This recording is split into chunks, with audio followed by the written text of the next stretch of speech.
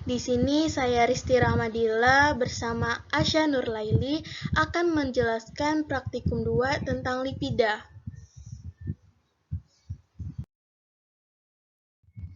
Untuk yang pertama ada uji kelarutan lipid. Untuk cara kerjanya disiapkan 5 tabung reaksi yang bersih dan kering, diisi masing-masing tabung sebanyak 1 ml dengan air suling, alkohol 96%, ether, kloroform, dan larutan Na2CO3 0,5% dengan alternatif NaOH 1 normalitas. Lalu ditambahkan setiap tabung dengan 2 tetes minyak kelapa, lalu dikocok sampai homogen, lalu biarkan beberapa saat. Diamati dan dicatat perubahan yang terjadi. Tentukan berbagai sifat kelarutannya. Diulangi percobaan dengan memakai mentega sebagai sumber lipida. Dari uji kelarutan lipid ini dapat disimpulkan dari percobaan yang dilakukan bahwa sebagian sampel yang larut dan tidak larut. Sampel mentega dan minyak kelapa tidak dapat larut pada tabung 1, sedangkan sampel minyak tengi pada tabung 1 larut. Pada tabung 2, baik sampel mentega, minyak tengi, dan minyak kelapa, ketiganya larut, dan pada tabung ketiga, sampel mentega, minyak kelapa, dan minyak tengi semuanya larut. Kemudian uji keasaman minyak. Untuk cara kerjanya, pertama siapkan porselin tetes. Lalu masukkan minyak kelapa 2-3 tetes. Diuji keasamannya dengan mencelupkan kertas lakmus, indikator pH ataupun pH meter.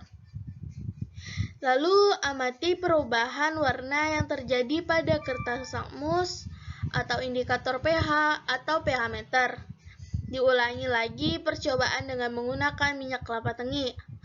Pada uji keasaman minyak, kami mendapatkan kesimpulan bahwa pada percobaan yang dilakukan, didapati hasil minyak ikan, minyak kelapa, dan minyak tengi pH-nya masing-masing 5 atau bersifat asam karena pH yang dihasilkan kurang dari 7.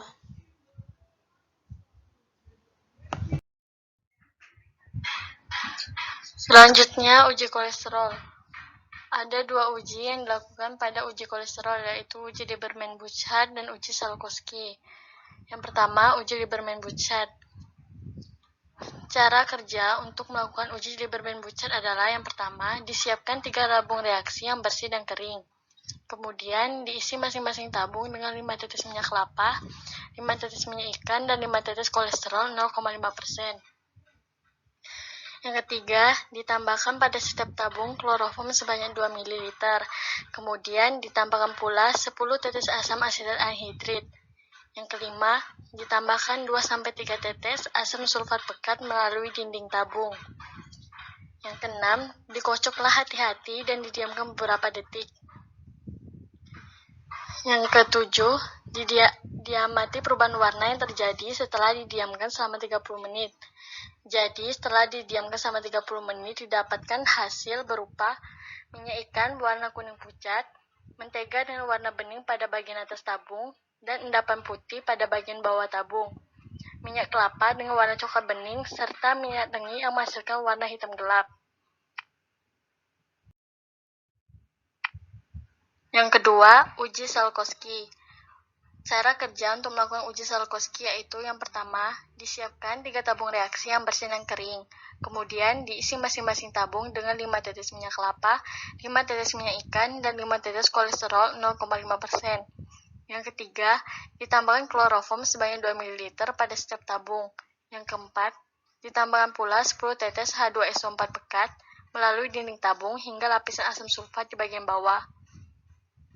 Yang kelima, dikocoklah hati-hati dan didiamkan beberapa detik. Yang ketujuh, diamati perubahan warna yang terjadi setelah didiamkan selama 30 menit. Setelah didiamkan selama 30 menit, dapatkan hasil berupa mentega berwarna merah bata pada bagian atas tabung dan merah kepekatan atau kehitaman pada bagian bawah tabung. Minyak ikan dengan warna hitam bening pada bagian atas tabung dan warna merah terang pada bagian bawah tabung. Kemudian minyak kelapa dengan warna bening serta minyak tengi dengan warna coklat bening. Sekian dari kelompok kami P2 Lipida. Terima kasih.